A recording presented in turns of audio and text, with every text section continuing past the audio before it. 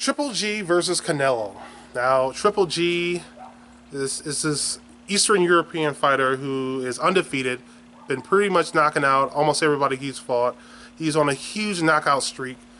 He has gained a lot of notoriety on the internet, but he's not really a big star. He hasn't really fought that many big names. People said that people dodged this guy, ducked this guy, and there's definitely some truth to that. But the guy is in his early 30s, heading into his middle 30s, and he has a very small window to actually build up a reputation, actually maximize on his talent. Some people call him a hype job. Either way, Canelo versus Triple G is pretty much the biggest fight that we can make right now. The biggest fight that we want to see, and hopefully the biggest fight that would happen. But there's a whole drama behind it because, of course, it's boxing, and with boxing, you can't just have a fight. You gotta have the promotion. You gotta have the big drama behind it. You all remember the whole Mayweather-Pacquiao situation, how that dragged out for years and years, and it was hype, and oh, you're ducking, this person's ducking. I admit, I thought Mayweather was ducking a guy, but he proved me wrong when he basically outclassed Pacquiao. I thought Pacquiao would do a much better job, but Mayweather made him look just weak because of his defensive skills, and I was absolutely wrong. He proved me wrong. Anyway, with that said, Canelo Alvarez versus Triple G. Canelo, of course, this is a Mexican fighter who is pretty much undefeated except for the loss to Mayweather, but everybody loses to Mayweather. But yeah, he's pretty much, I think it's 46-1, and he just recently beat Cotto. And I thought it was a really good performance. Some people thought that Cotto did better than what the judges gave him credit for. But the fact of the matter is, Canelo landed better shots against Cotto, harder. At least it felt, well, I can't say how it felt. I didn't get hit. But it was cleaner, more crisp shots. Whereas you could definitely tell that Cotto was definitely getting in some hits, but it wasn't as effective. And the way I saw it, there wasn't a lot of rounds in which Cotto actually won. I thought Cotto definitely won maybe 2 rounds, and Canelo definitely won 4 rounds. Cotto is a Puerto Rican fighter. I like him too. I like a lot of these fighters. I'm not the type of fan who says, oh, I hate this guy, whatever, he's ducking or whatever. I can appreciate the styles, the defensive styles of fighters like Floyd Mayweather, and I can appreciate the Triple G type of fighters who will just take somebody's head off. I can enjoy both of them without criticizing. I can like one without not liking the other. I can like one and still like the other. Just put it that way.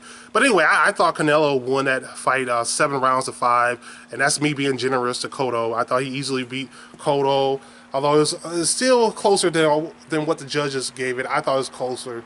But anyway, he also recently beat Laura. He beat Laura. He's shown a history of not being afraid of fighting tough fighters, the type of fighters that other fighters would try to avoid. And some people say that, oh, well, Laura actually won that fight. I actually had him beating Laura 7-5 as well. I thought Laura was definitely a better boxer, but again, the better hits came from Canelo. I thought Canelo pretty much won that fight 7-5. I can see how somebody could call that a 6-6 draw. I can definitely see that, but I thought Canelo did enough to win those fights. And one of the things I like about this guy is that he's willing to fight people, other boxers tend to avoid, or at least are accused of avoiding. Look, there's a lot of ducking in boxing. Let's just be honest there.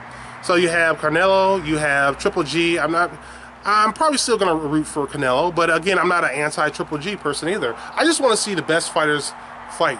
And so we got to a point where Canelo was saying, okay, I'll fight you, or at least the Canelo camp. We don't know how Canelo himself felt, but the camp said that, okay, we want to try to get this fight at 155. Well, Canelo has a belt at 160, at least.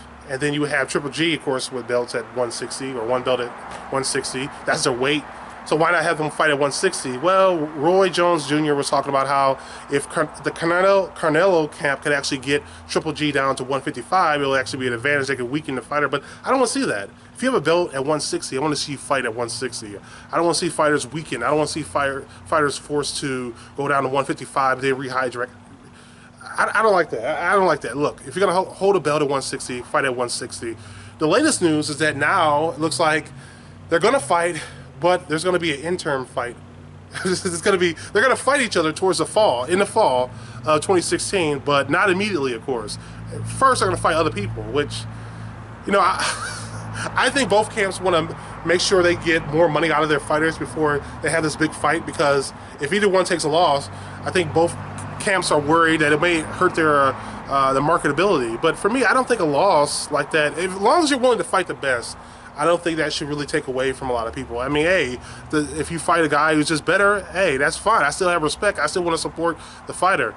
But I don't want to see people just operating as paper champions and trying to avoid tough fights. Speaking of fights, Roy Jones Jr. I just want to say something. I like Roy Jones Jr. a lot. I mean, his fighting style. I mean, I used to remember watching him. He would actually fight guys with his hands down, and he would do this and he was very flashy in the ring. But the guy's in his 40s, mid 40s, and I'm not trying to knock anybody by their age, but the fact of the matter is, it's a sport that takes a lot out of people, and I worry that certain fighters fight for too long and it hurts their long-term health. That's something that really concerns me. It's one of the reasons why I like to see, well, it's one of the reasons why I didn't like the idea of Ronda Rousey jumping back into a rematch with Holly Holm.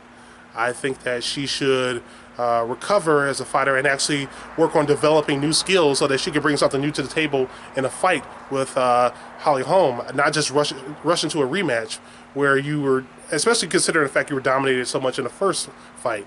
But with Roy Jones Jr., I appreciate the work he's done, but you know, it comes to a certain point, I just don't want to see fighters get hurt, because once you get older, you become more vulnerable to that type of punishment. So I don't mean any disrespect. I just want these guys. I appreciate the fact that they're willing to fight for us, they're willing to entertain us, but I still have some concern about their long-term health after the fighting is over with. So that's why I don't like the idea of people fighting for too long, because I want these guys to have a future. I don't want these guys to make millions and millions of dollars and then end up broke and then they have long-term health problems. But that's part of fighting, that's part of the risk, I guess. But I would like to see these guys minimize that risk. So anyway, guys, share your thoughts on Canelo versus Triple G. Do you think it's going to happen? Because remember, at one point that Mayweather versus Pacquiao fight was going to happen a lot earlier, but then things were then it got canceled and so on. Do you think it's going to happen next year? What happens if someone loses? Like, because that's a risk you're taking by having them fight somebody else ahead of time. You know, if someone loses, then you lose out on that really big fight you could have had. Anyway, guys, thank you for watching. Thank you for listening. And don't forget, the future belongs to those who prepare for it today. Bye.